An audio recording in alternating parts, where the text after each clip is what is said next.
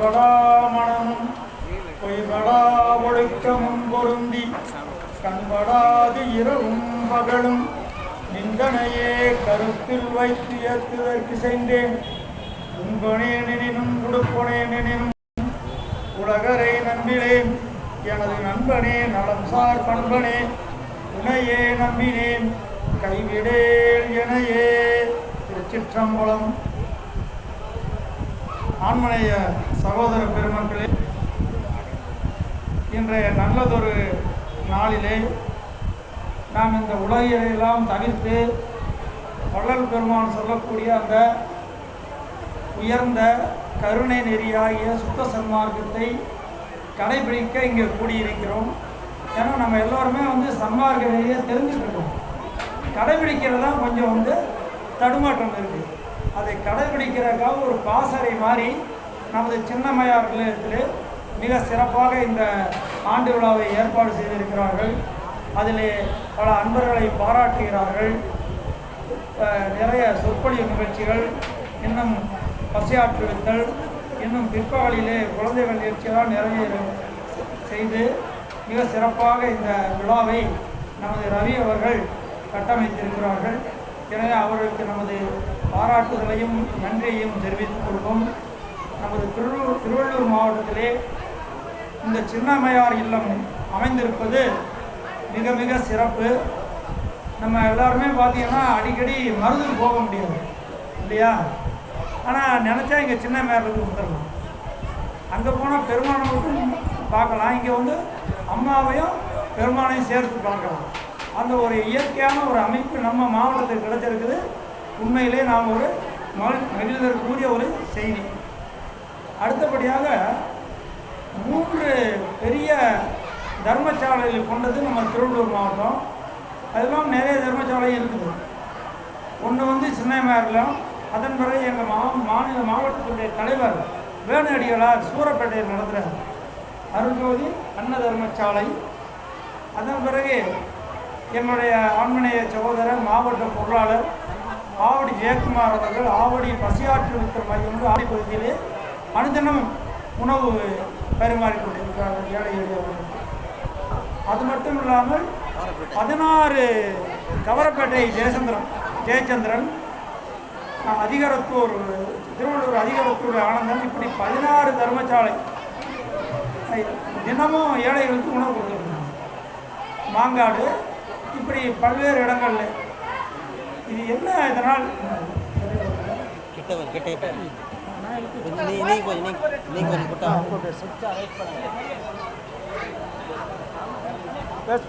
இந்த 16 இடங்கள்லையும் அனுதினமும் இந்த அன்ன தர்மசாலை தொடர்ந்து நடைபெற்று கொண்டிருக்கிறது.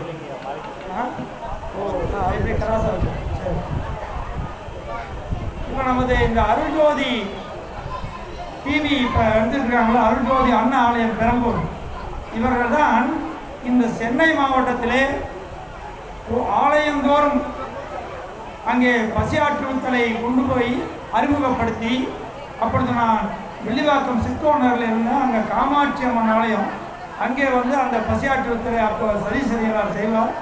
இப்படி சென்னையில் இருக்கிற நூற்றுக்கணக்கான ஆலயங்கள் இந்த பசியாற்றுவித்தலை துவக்கி வைத்து ஒரு சன்மார்க்க புதிய ஒரு விழிப்புணர்வை ஏற்படுத்தினார்.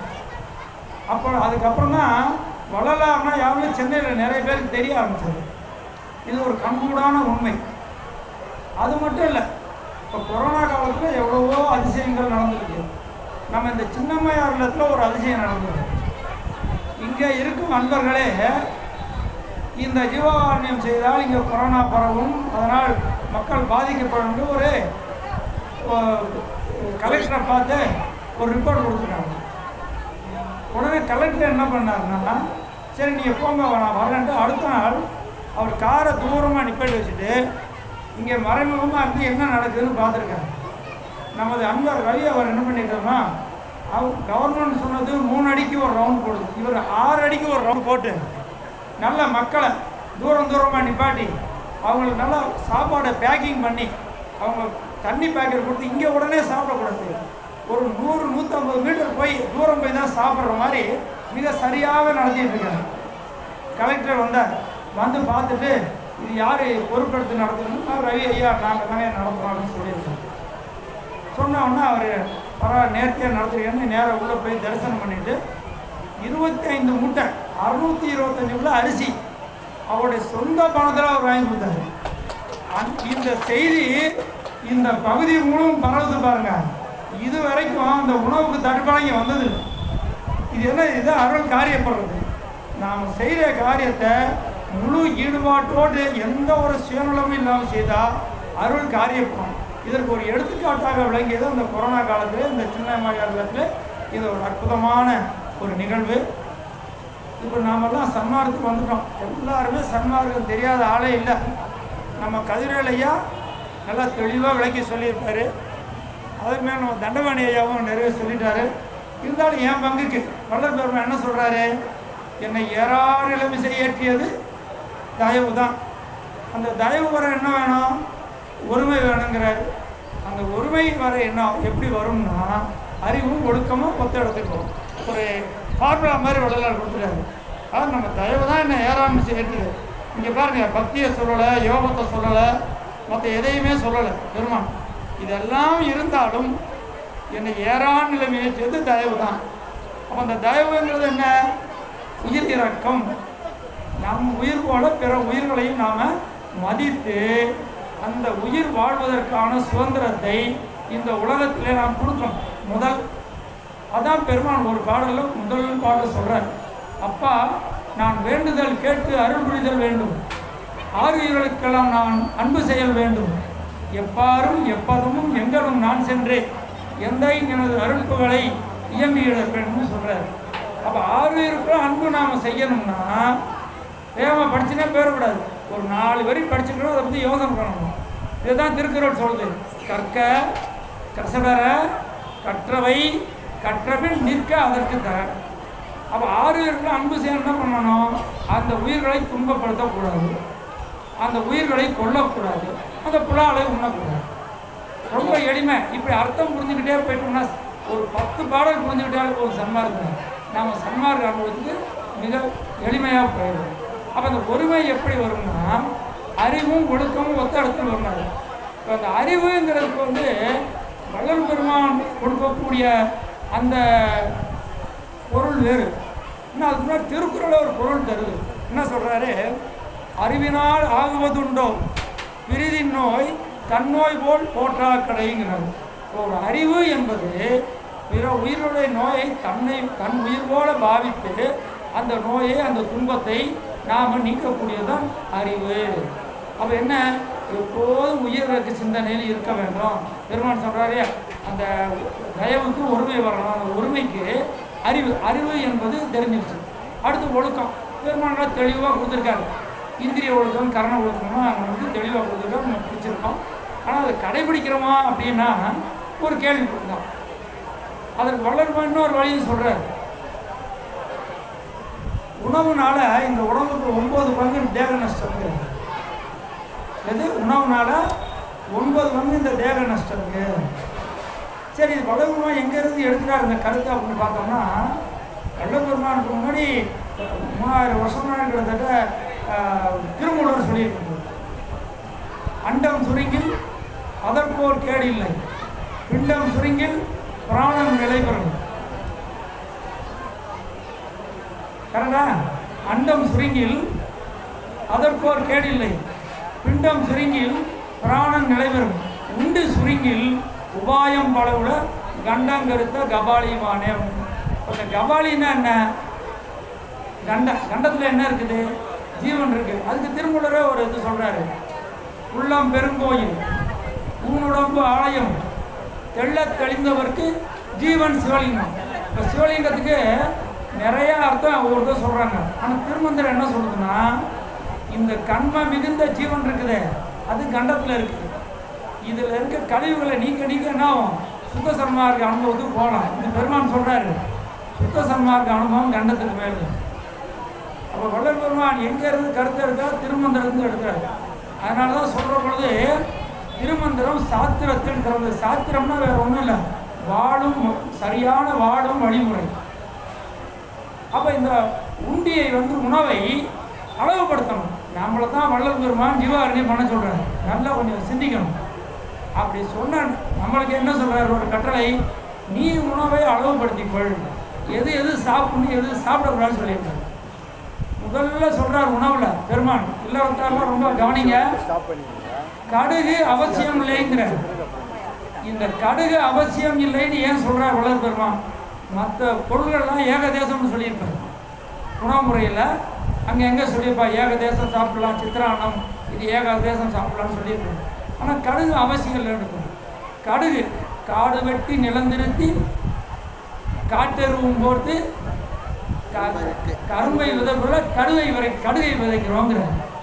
அப்போ என்னது, கரும்பு என்கிறது இனிப்பு சத்துவ உணவு, இது சுத்த சமனார்க்க உணவு சத்துவ குணம். கடுகு என்பது கசப்பு, இது தாமச குணம். இந்த கடுகு சாப்பிட்றவருக்கு இந்த தேகத்தை நாம் எப்படி காப்பாற்ற அறிவு நம்மளுக்கு முழுமையாக விளங்கும். அதனால தான் எல்லா யோக மார்க்கத்திலையும் கடுகே போட மாட்டாங்க.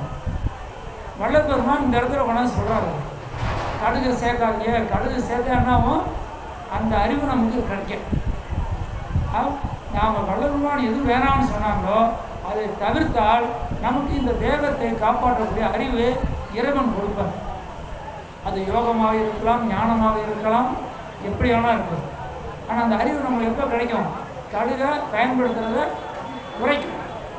குறைத்து முழுமையாக நீக்கிடும். குறைந்தபட்சம் நம்ம சங்கங்களாவது சன்மார்க்க சங்கங்களாவது இந்த கடுகை நீக்கின்னு பழகிக்கொள்ளணும். அதன் பிறகு வள்ளல் பெருமான் இந்த இந்திரிய ஒழுக்கம் கர்ண ஒழுக்கம்னு சொல்கிறாங்க. இந்த இந்திரிய ஒழுக்கம் கர்ண ஒழுக்கத்தை நாம் என்ன டெய்லி ஒரு முறை படிக்கணும். ஒரு குறிப்பிட்ட பாயிண்ட் ஒரு 10 பாயிண்ட் எடுத்து படிச்சுட்டு இதெல்லாம் நம்ம நடைமுறைப்படுத்துகிறோமா அப்படின்னு சிந்திக்கணும்.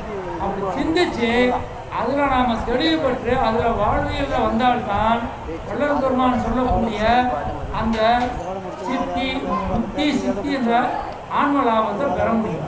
பெருமான் என்ன சொல்றாரு, முக்தி என்பது முன்னூறு சாதனம், சித்தி என்பது நிலை சேர்ந்த அனுபவம். முன்னூறு சாதனம்னா என்ன? சித்திக்கு முன்னாடி ஒரு அனுபவம்னு எடுத்துக்கலாம், இன்னொன்று நீ முயன்று பெற்றுக்கொள்ளலாம். அப்போ முக்திக்கு என்ன சொல்றார் பெருமான் உரைநடை பகுதியில், ஜீவகாருண்யத்தை பிரதமாக செய்யும் சம்சாரிகள் வரிசையாக பட்டியலிடுவர்.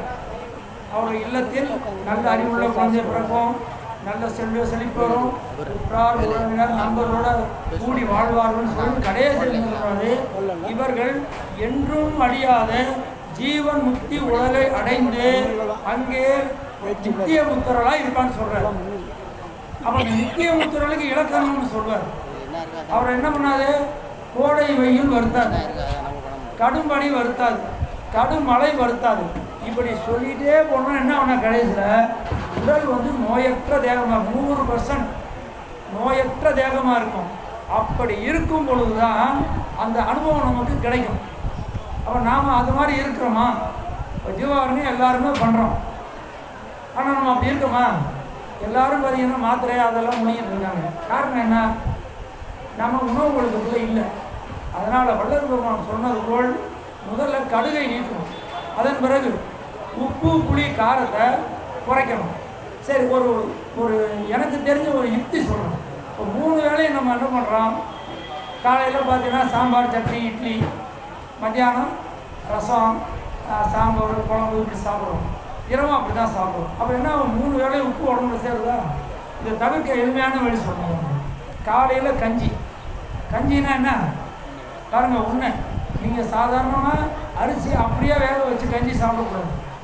கஞ்சியை அரிசியை வறுத்தணும். அரிசியை வறுத்துட்டா அதில் இருக்க எண்ணெய் போயிடும். அந்த கஞ்சியில் ஜீரகம் மிளகு போட்டு சாப்பிடலாம். அதில் கட்டு உப்பு போட்டு சாப்பிடணும். பெருமான் சொல்கிறாரு, உப்பை கட்டி உணவுங்கிறாங்க. உப்பை கட்டுறதுன்னா துணியில் கட்டுறது, அதில் இருக்க விஷத்தை போக்குவதுன்னு பொருள். இதெல்லாம் வந்து சித்த மருத்துவத்தினுடைய ரகசிய சொற்கள். இப்போ நான் கூட பார்த்தீங்கன்னா ஒரு 16 வருஷமாக குப்பைமேனு உப்பு நானே செய்வேன். முதல்ல நான் வாங்கிட்டு இருந்தேன், பூமு சண்முகனார்னு அவர்கிட்ட வாங்கிட்டு இருந்தேன். அதை வந்து அவர்கிட்ட கிடைக்கல. அதை பிறகு டாக்டர் விநாயகர்னு ஒருத்தர் இருந்தார், அவர்கிட்ட வாங்கிட்டு இருந்தேன். கடைசி அவர் என்ன சொல்லிட்டாரு, சத்தியமூர்த்தி இதனால் செய்ய முடியல, நான் செய்கிற முறையை கற்றுட்டு நீங்கள் செஞ்சு எனக்கு 5 கிலோ கொடுத்துருங்கண்ணே. என் கம்பெனியில் பெரிய இடம், நான் இங்கே அம்பத்தூரில் பெரிய கடாய் ஒன்று வாங்கி அவர் சொன்ன மாதிரி செஞ்சு அவருக்கு 5 கிலோ கொடுத்து நான் 5 கிலோ வச்சுக்குவேன். இப்போ ரிட்டையர் ஆனதுக்கப்புறம் ஒரு 2-3 வருஷமாக சரி மக்களுக்கும் பயன்படட்டும்னு வாட்ஸ்அப்பில் போட்டு இந்த குப்பைமேனி உப்பு சாப்பிட்டோம்னா என்னென்னா இந்த கிட்னி பேஷண்ட்டுக்கு தான் நல்லது. கிட்னி பேஷண்ட் உப்பு சாப்பிட்டா என்ன ஆகும்? காலெல்லாம் நீர் போகுது. ஏன்னா இந்த குப்பைமேனி உப்பு சிறுநீரகத்தை பூரா க்ளீன் பண்ணும், குடலை க்ளீன் பண்ணும், தோல் நல்லா சுருக்கம் வராமல் வச்சுருக்கோம், நோய் வராமல் வச்சுருக்கோம். அது மட்டும் இல்லை, கேன்சர் செல்கள் வந்து அது வெளியே தெரியும். எது? குப்பைமேனி உப்பு. இது ஒன்று. இன்னொன்று முருங்கை இலையை வச்சு கட்டுப்பு பண்ணுறோம். அதில் பண்ணால் உடல் வலிமையாக இருக்கும். 90 வயசானாலும் நீங்கள் நேராக நிமிர்ந்து உட்கார் அந்த அளவுக்கு வலிமையாக இருக்கும். ஆனால் என்ன, எண்ணெய் சார்ந்த பொருட்களை குறைச்சிக்கும். எந்த எண்ணெய் சார்ந்த பொருளானா வடை 2 வச்சாங்கன்னா ஐயா வேணாம் 1 வை, இப்போ நான் வடையை சாப்பிட்றது அது வேறு விஷயம். ஆனால் வந்து அந்த எண்ணெய் பொருளை எவ்வளோ அவாய்ட் பண்ணுறீங்களோ உடம்புலேருந்து கழிவுகள் நிறைய சேராது. இப்படி கழிவுகள் சேராத பொழுது உடலை சுத்தம் பண்ணுறது ரொம்ப எளிது. அதனால் உணவு முறைகளை நாம் கடைபிடித்து முதல்வர் சொல்கிறார்ல 9 மடங்கு நஷ்டங்கிற அந்த கேள்வி.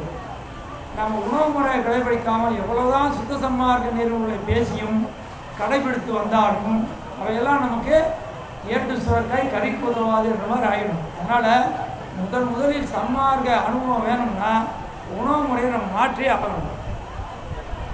பெருமான் சொல்கிறார், பொத்திய மலப்பினி புழுக்குறம்பை தான் சித்தியல் சுத்த சன்மார்க்க சேர்க்கினா நித்தியமாகிய நிகழும். சத்தியம் ஜிகத்துள்ளார்கள். இந்த மலப்பினியான இந்த தேகத்தை என்னது? சித்தியல் சுத்த சன்மார்க்க சேர்ப்பு. இப்போ சன்மார்க்க சேர்ப்புன்னா என்ன? முதல்ல உயிரிழக்கம், பிற உயிர்களுக்கு நலம் செய்தல், அதன் பிறகு நம்மோன்று மனித தேகம் பெற்று ஆதரவற்ற ஏழைகளுக்கு, நல்லா இங்கே போட்டுட்டு பார்க்கணும், ஆதரவற்ற ஏழைகளுக்கு உணவு கொடுத்தா போதும். நம்ம கொண்டு பொதுவில் நிறைய பேர் கொடுக்கணுங்கிறது அவசியம் இல்லை. பெருமான் சொல்கிறது அதுதான் பிரதானமான ஜீவகாரணியம். எந்த ஆதரவற்ற ஏழைகள் இருக்கிறார்களோ அவளை தேடி சென்று உணவு கொடுக்கணும். நீங்கள் ஒரு நாளைக்கு ஒருத்தருக்கோ இல்லை 2 பேருக்கோ 3 பேருக்கோ அவங்களோட இயன்ற அளவு கொடுத்தா போதும். வீட்டில் சமைக்கிற உணவை கொண்டு போய் கொடுத்தா போதும். இன்னும் விசேஷமாக செஞ்சு கொடுக்குறது அவசியம் இல்லை. சரி உங்க செய்ய முடியலை, நாங்கள் 2 பேரும் அலுவலகத்துக்கு போகிறோம். இப்போ சின்னமையாரில் இருக்குது, இங்கே கவர்பேட்டில் ஜெயச்சந்திரன் இருக்கார், இப்போ இந்த இதில் சூரப்பேட்டில் பேரடியில் இருக்குது. இது மாதிரி எங்கே ஏழைகளுக்கு உணவு இடுகிறார்களோ அங்கே கொண்டு போய் அந்த உணவுக்கான பொருளை வாங்கி கொடுத்துட்டு முடிஞ்சால் எப்போ உங்களால் முடியுது அங்கே போய் சேவை செய்யணும். சும்மா பொருளை வாங்கி கொடுத்துட்டு வீட்டில் இருக்கணும், சேவை செய்யணும். அப்போ சேவை செய்கிற பொழுது என்ன ஆகுனா அந்த கரணங்கள் சுத்தமாகும். அந்த கரணம் என்னது? மனம், சித்தம், புத்தி, அகங்காரம். பெருமான் சொல்கிறார், மரண பெருமில் வாராலே கரணப்பெருந்திரல் காட்டியம். அந்த கரணமாகிய அந்த கரணங்கள் திருந்தும் பொழுது தான் என்ன அந்த மரணமில்லா பெருவரை நமக்கு தெரியும், என்னன்னே தெரியும். அது வரைக்கும் நம்ம பேசிட்டு இருக்கலாம், மரணமில்லா பெருவரை என்னன்னு தெரியணும்ல. அது தெரியறதுக்கே இந்த அந்த கரணம் சுத்தியாகும். அதை தான் வள்ளுவர் இன்னொரு பாடம்னு சொல்கிறாரு, திருந்தும் என் உள்ள திருக்கோயில் ஞான சித்திபுரம் என சத்தியம் கண்டு. வள்ளுவர் பெருமான் எங்கள் சித்திபுரத்தில் என்ன கட்டி வச்சிருக்காரு? ஞான சபை கட்டி வச்சிருக்காரு. என்ன சொல்கிறாரு? சத்திய ஞான சபையை என்னுள் கண்டான சன்மார்க்க சித்தியை நான் பெற்றுக்கொண்டேன். அந்த சத்திய ஞான சபை என்பது நமக்கு நாம் கடவுளை வெளியே தேடி அலைஞ்சிக்கிட்டே இருக்கோம். அந்த நிலைமை இருக்காமல் உன்னுக்குள்ளேயே கடவுள் இருக்கிறது.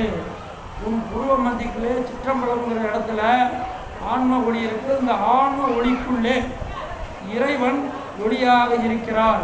அது எப்படி 100 கோடி சூரிய பிரகாசமாக இருக்கிறது, அதை இந்த கண்ம மலங்கள் மறைத்திருக்கு. அதான் பெருமான் இங்கே 7 திரையாக போட்டு காட்டியிருக்கார். நாம் எல்லாரும் நிறைய திரும்ப அதெல்லாம் யூடியூப்லலாம் கேட்டிருக்கோம். அப்போ இந்த திரைகளை நீக்க என்ன பண்ணணும்? முதல்ல தன்னை மதியாதிருத்தல். எனக்கு இவ்வளோ சொத்து இருக்குது, நான் இவ்வளோ சாப்பாடு போடுறேன், எனக்கு இவ்வளோ பேச தெரியும், இந்த நினைப்பே இருக்கக்கூடாது. என்னை இறைவன் பேச வைக்கணும். என்னை இறைவன் இங்கே ஒரு வேலைக்காரன் அனுப்பியிருக்கேன். இந்த எண்ணத்தோடு இருந்தோம்னா என்ன, இந்த திரைகள் எல்லாமே வெகு விரைவாக போயிடும். ஞானசரிய பாடலை சொல்கிறார், பணிந்து பணிந்து அணிந்து அணிந்து பாடும்னா உலகின் சொல்கிறாரா இல்லையா? அது பணிவு எப்போ வரும்? நான் என்ற அந்த எண்ணம் போல தான் பணிவு. ஆகையால் நாம் எப்போதும் நம் எல்லா உயிரிடத்தும் பணிவோடு இருக்க கற்றுக்கணும். நம் போன்ற மக்களிடத்தில் எல்லா உயிர்களும் இறைவனுடைய ஏகதேச விளக்கம் தான். அந்த கர்ம வேதங்களுக்கு தகுந்த மாதிரி அந்த உடல் அமைந்திருக்கிறது. நம்மளும் ஒரு காலத்தில் ஆடு மாடாக இருந்திருப்போம், புலியாக இருந்திருப்போம், சிங்கமாக இருந்திருப்போம். இப்போ மனித தேகம் எடுத்துருக்கோம். ஆனால் மனித தேகம் வந்த உடனே நம்ம எடுத்தோடனே சன்மார்க்கம் வந்துருக்கோம்னா இல்லை, எவ்வளோ பிறகு எடுத்திருப்போம். ஏதோ பூர்வ ஜென்மத்தில் நம்ம செய்த புண்ணியத்தினால இல்லை எங்கேயாச்சும் வள்ளலார் சபையில் நம்ம சாப்பாடு சாப்பிடுவோம், சொற்பொழிவு கேட்டுருப்போம், அதனால் இங்கே வந்திருக்கோம். இந்த பலனை நாம் அடையணும்னா நாம் வந்து என்ன பண்ணணும்? இந்த சுத்த சன்மார்க்க நெறியை அனுதினம் கடைபிடிக்கணும். அதற்கு உணவு முறையை மாற்றினால்தான் உணர்வு மாறும். உணர்வு மாறினா தான் அனுபவம் இருக்கும். உணர்வு மாறாத வரைக்கும் அனுபவம் கிடைக்காது. கிடைச்சாலும் நம்மளுக்கு அனுபவம்னு புரியாது. அதனால் அருள்கூர்ந்த அன்பர்களே, கடுகை விலைக்கு உணங்கள், உப்பு புளி காரத்தை குறைச்சிக்க. இப்போ காலையில் நான் என்ன சொன்னேன், கஞ்சி ஒன்று சொல்லிட்டேன். மிளகு ஜீரகம் அந்த கட்டுப்பு சேர்த்து சாப்பிடுங்க. அப்படி இல்லைன்னா இந்துப்பு வாங்கி கடையில் கிடைக்கும். அப்புறம் பகலில் வந்து நீங்கள் ரசம் எல்லாம் செய்வாங்க வீட்டில். அந்த குழம்புல அந்த சாம்பாரில் வள்ளல் சொல்கிறார், ஒரு குழம்பு படி சொல்கிறார், ஒரு ஃபார்முலா நீங்கள் வேணால் எழுதி வச்சுக்கணும். அவர் வந்து வீசணும்னு அப்படி சொல்லியிருப்பாரு, புரியாது. 100 கிராம் மிளகு, 40 கிராம் ஜீரகம். எவ்வளோ? 100 கிராம் மிளகு, 40 கிராம் ஜீரகம், 25 கிராம் வெந்தயம், 6 கிராம் உப்பு, 6 கிராம் புளி, 6 கிராம் மிளகாய். இதெல்லாம் தனித்தனியாக சுட்டு அதன் பிறகு பவுடர் பண்ணி வச்சுட்டு இப்போ வீட்டில் செய்வாங்க. நாம் சொல்கிறபடியே அவங்க எல்லாம் செய்ய முடியாது. அந்த குழம்பை எடுத்து ஒரு கிண்ணத்தில் கொஞ்சம் ஊற்றி கொஞ்சம் சுடுதண்ணி ஊற்றி இந்த பவுடர் கொஞ்சம் போட்டு அதை பண்ணுங்கள். நீங்கள் பாருங்கள், அந்த அந்த டேஸ்ட்டே மாறிடும். சுத்த சன்மார்க்க உணவு வரணும்னா வள்ளல் நான் சொல்கிறாரு, ஜீரகத்தையும் மிளகும் உணவில் அதிகம் சேர்க்கணும். மிளகு சேர்த்தா என்ன ஆகுங்க? தூக்கம் குறையும். தூக்கம் குறைய என்ன ஆகும்? நமக்கு சன்மார்க்க சிந்தனை அதிகமாகும். ஜீரகம் என்ன ஆகும்? உடலில் உஷ்ணத்தையும் கழிவுகளையும் நீக்கும். பெருமான் வந்து சாதாரணமாக சொல்லலை, எல்லா உணவுலையும் என்ன சொல்கிறாரு? ஜீரகத்தையும் மிளகையும் அதிகமாக சாப்பிடணும். அப்படி சாப்பிட்றபோது உடல் என்ன ஆகும்? தேவையற்ற கழிவுகள்லாம் போயிடும். கிட்டத்தட்ட நான்லாம் அது மாதிரி தான் உணவு செஞ்சேன். ஆனால் காலை இரவு கஞ்சி. அப்படி இல்லை, எனக்கு கொஞ்சம் பலம் வேணும், நான் உடல் உழைப்பு அதிகமாக இருக்குன்னா மாப்பிள்ளை சாம்பார் கஞ்சி இல்லை கருப்பு கவுனி கஞ்சி அதை மிக்சியில் போட்டு உடைச்சிட்டு ஒரு மணி நேரம் ஊற வச்சிருக்கோம். சீக்கிரம் வேகாது மாப்பிள்ளை சாம்பார். சில பேர் மாப்பிள்ளை சாம்பார் அப்படியே போட்டு வேக வச்சு அது எதுங்க சாப்பிட முடியல, அப்படி இதுவாக கடினமாக இருக்குது அப்படின்னு சொல்லுவாங்க. அதனால் மிக்சியில் போட்டு அடிச்சுருங்க, வெயிலில் வச்சு காய வச்சுட்டு மிக்சியில் போட்டு அடித்து வச்சுருந்தா பவுடர் ஆகிடும். ஒரு மணி நேரத்துக்கு முன்னாடி உங்களுக்கு எவ்வளோ தேவையோ அதை தண்ணியில் ஊற போடுறது. அதன் பிறகு கொதிக்க வச்சு அதில் மிளகு ஜீரகம் போட்டு சாப்பிட்டீங்கன்னா உடல் பலமாகும். ஏன்னா மாப்பிள்ளை சம்பாவில் இரும்பு சத்து அதிகம். உடலில் இரும்பு சத்து இருந்தால் தான் நம்ம உற்சாகமாக இருக்கும், நம்ம கண் பார்வை தெளிவாக இருக்கும். நம்ம இருக்க விட்டமின் ஏன்னு இந்த விட்டமின் ஏ பிடிச்சி வச்சுக்கிறதே இந்த இரும்பு சத்து தான். அதனால் பார்த்தீங்கன்னா இந்த பெண்கள் வந்து குழந்தை பெற்றுவாங்க. அப்போ என்ன தெரியுமா கொடுப்பாங்க அவங்களுக்கு? நார்த் இந்தியாவெலாம் பார்த்தீங்கன்னா அத்திப்பழம் கொடுப்பாங்க. நம்ம பகுதியில் அதிகமாக கொடுக்குறது பசலைக்கீரை. இந்த பசலைக்கீரையில் இருக்கக்கூடிய அந்த இரும்பு சத்து உடனடியாக உடம்புல சேரும். அத்திப்பழத்தில் இருக்கிற இரும்பு சத்து உடனடியாக உடம்புல சேரும். அது மாதிரி முருங்கை இலை, அந்த முருங்கை இலையை என்ன பண்ணணும்? கொதிக்க வச்சு இலையை சாப்பிட்றோம் இல்லையா, அந்த சூப் வருதுல அதை சாப்பிடணும். சரி, இப்போ அதெல்லாம் இன்னும் முழுமையாக சேரணும்னா முருங்கை உப்பு கட்டுப்பு செஞ்சுக்கணும். அது செய்கிற முறை சொல்கிறேன், தேவைப்படுறவர்கள் கற்றுக்கணும். ஒன்று எளிமை தான். சாதாரண கட்டுப்பு 1 கிலோ, 1/2 கிலோ அதற்கு முருங்கை இலை, கொஞ்சம் சின்ன காம்பெல்லாம் இருக்கலாம், வாரி போட்டு 2ஐயும் நல்லா இடிச்சுக்கணும். உரலில் போட்டு இடிச்சுட்டு ஒரு தட்டில் பரப்பி வச்சு மேலே துணி போட்டு நேரடியாக சூரிய ஒளி வச்சு காய வைக்கணும். காய வச்சுட்டிங்கன்னா 2 நாள் காஞ்சினா பாதி திட்டத்து மேலே காஞ்சிடும்.